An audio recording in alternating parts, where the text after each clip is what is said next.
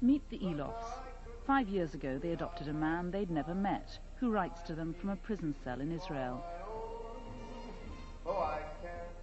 My dearest Nick and Mary, I'm very glad to hear from you so soon. About the next parole hearing, I don't know what will happen. We've passed a long time in a very bad, cruel condition. We will see what the U.S. is going to do with Iraq, if they'll go to war. The man they adopted is Mordecai Vanunu, jailed as a traitor. He spent 11 years in solitary confinement. He was buried alive. He was shut up in a 6-by-9-foot cell. No windows, so he couldn't see outside. Even when he exercised, there was a canvas around him when he was out walking. He has spent more time in isolation in a prison in the Western world than any other human being. It was that bad. His condition was that bad. And that's what really moved us to adopt him. How can a country treat a human being that way? Vanunu moved to Israel as a child with his family from Morocco. He served in the Israeli army, studied philosophy, and found work at Dimona. This mysterious complex in the Negev desert employed thousands of people, all sworn to secrecy.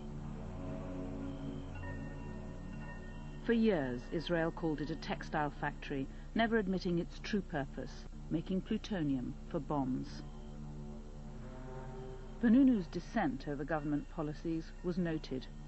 He was given a warning and decided to leave. But not without the evidence which would change history.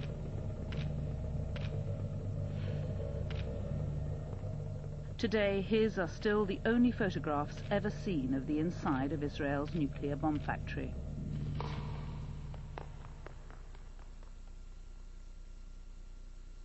It's 16 years since Sunday Times journalist Peter Hougham heard rumors that an Israeli whistleblower was offering proof of what the world had long suspected.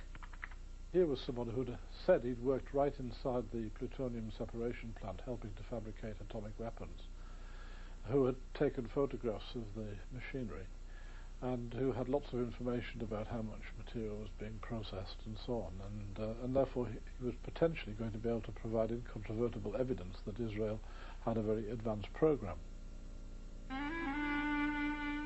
Hougham flew to meet Vanunu, who is now a Christian living in Australia. He was brought to England. He was hidden in a country hotel and smuggled into the paper's offices in the boot of a car while they checked his story. But Israeli intelligence agents, caught here on Wapping's security cameras, were onto him. They were waiting to strike.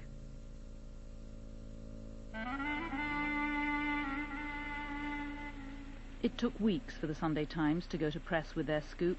When they finally did, on October the 5th, 1986, Vanunu had vanished.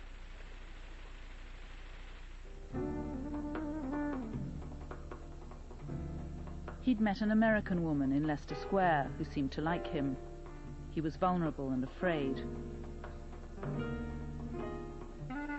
When she suggested he'd be safer with her in Rome, he fell for it. It was a classic honey trap.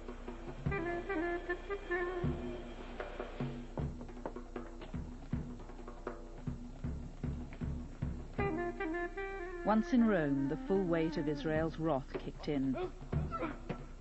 Vanunu was overpowered, assaulted, and drugged.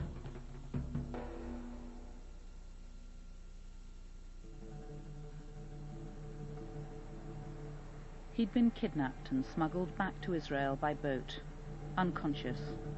For weeks no one knew where he was.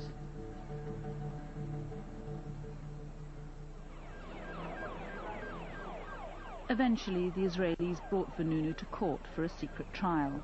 They now admitted they had him, but still no one knew how he'd got there. His kidnap, an illegal act on foreign soil, was kept secret. Somehow Vanunu found a pen and solved the mystery for the waiting press. Hijacked in Rome, 30th of September 1986. It was Shimon Peres, then Prime Minister, who'd ordered Vanunu's capture. To this day, the kidnap remains an official state secret.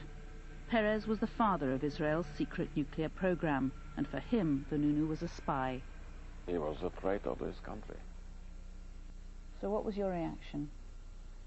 Very negative. What did you do? What I thought should be done. Which was what? To put him to trial. Kidnap him? My lady, I can't go into all the processes. I'm unwilling. I don't see any reason to do so. The fact is that he was brought to trial. Vanunu's trial was held in secret. He was found guilty of treason and espionage and sentenced to 18 years in jail.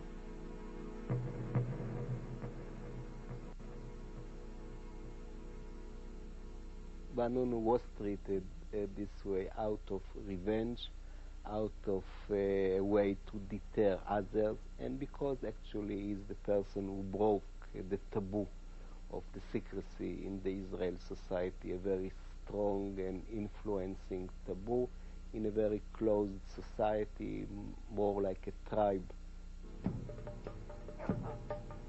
Mordecai Vanunu started his sentence on the 27th of March 1988. Few tears were shed. For most Israelis, he was more than a traitor. He'd rejected Judaism. His parents declared him dead, and the world forgot about Israel's nuclear whistleblower. But the truth was out.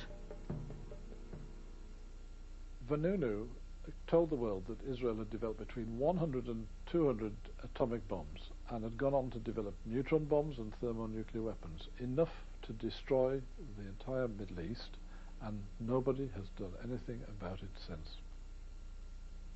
Today, proliferation experts report Israel has the world's 6th largest nuclear arsenal, with small tactical nuclear weapons, nuclear landmines, as well as medium-range nuclear missiles launchable from air, land or sea. It's thought plutonium is made in Dimona. Nuclear weapons are assembled at Yodafat and stored at Zechariah and El Abun. 3 nuclear submarines are based in Haifa, and Israel's biological and chemical warfare laboratories are at Nes Ziona. Israel never comments on such reports.